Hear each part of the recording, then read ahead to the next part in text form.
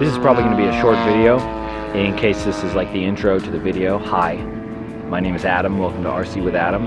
In this video, I went to Joe Nall, or Nall in the Fall. I went to Joe Nall in the Fall, and it'll probably be a pretty fast video because there wasn't. It's definitely a smaller event than the normal Joe Nall. So, anyway.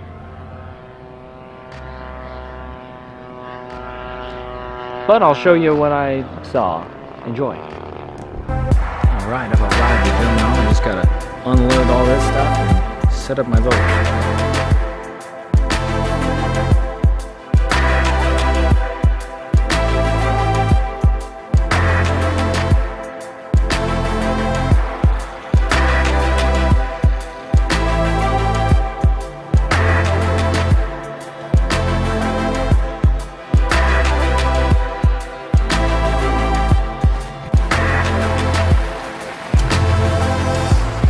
The thing is, I think where they had the FPV area, it looks like they have campers camping there. So I didn't really want to fly around like a bunch of people and stuff, you know, in case I lost video or something like that, because it's more likely at an event where there's a bunch of flyers. So I kind of found this little area kind of by the river, and there's not really anybody out here, so we're just going to kind of fly around a little bit, maybe.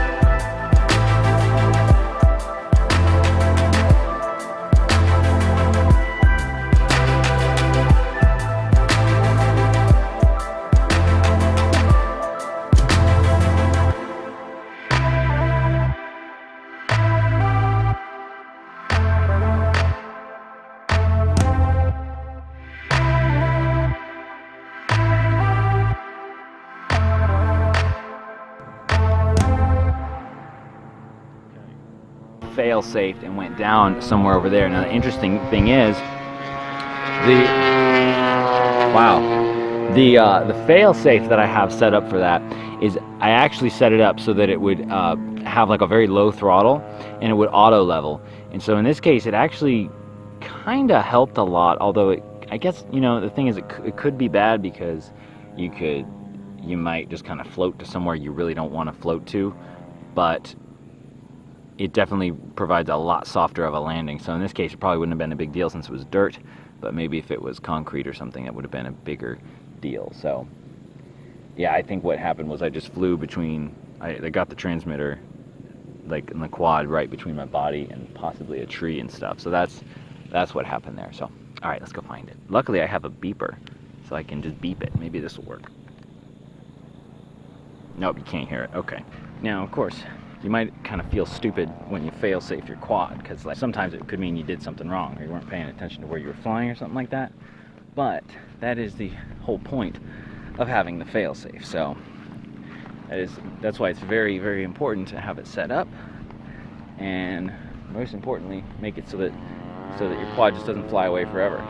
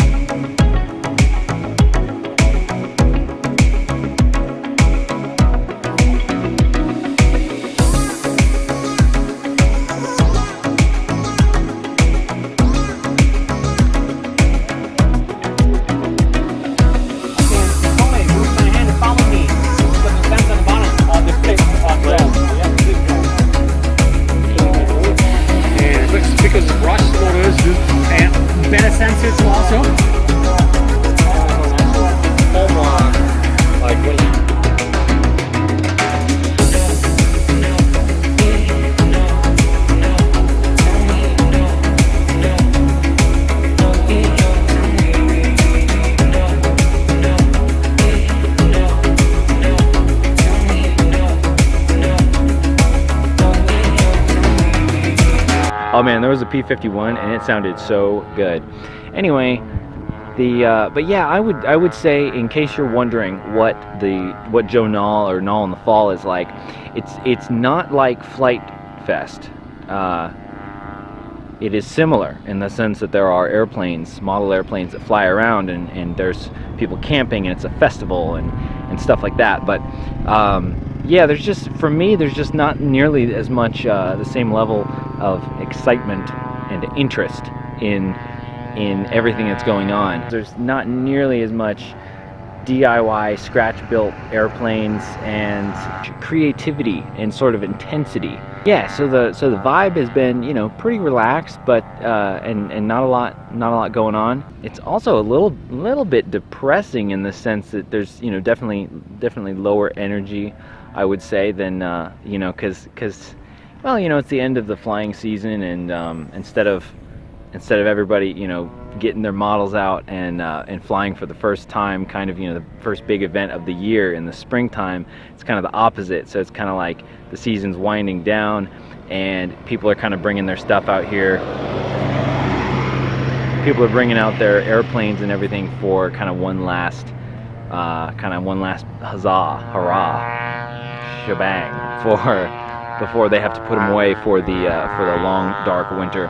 Although my goal is to keep flying through the winter time, even if it's like indoor flying and stuff. Is this recording? It sounds like I'm complaining about this event, and I'm like me. No, I don't mean to sound like that, because it's a cool event, especially if you are mostly into airplanes and just the more traditional aspects of model aviation. So if you're into that, that's really great. But if you're into more of like flight test kind of stuff, it probably won't be as interesting, because I think I saw one flight test airplane, the Sea Duck. One thing I will say is that there are like very few quad FPV pilots, I think, here, and so that's the thing. It's just kind of a different you know, the culture is kind of different here. So that was interesting. In fact, because there's this one vendor that was going out of business, and he was selling his lipos at like half off, and then today he was selling them at like buy one get two free. It was nuts. And these were like Glacier batteries and stuff, which I think are decent batteries. And anyway, but they were like quad batteries, you know, they're like 1500 milliamp hour 4-cell batteries. And when I went back this morning, he still had a bunch left, and so I bought some more. And I heard some other people looking at the batteries, you know, they're kind of like, oh yeah, wow, but you know, buy one get two free, huh? And they're like, oh, these are more like drone batteries. And they're like, yeah, because, you know, airplane guys, they want like, you know, 4, 5, 6, well, maybe not, but they want like, you know, 5,000 milliamp hour batteries or something huge, and they don't need necessarily a super high C rating or anything. So I think it's just kind of telling. It's just, you know, it depends on what your interests are, I guess. All right, I think that's it. I think I'm probably gonna go pack up. I might fly the bat a little bit at the Electric 3D line, so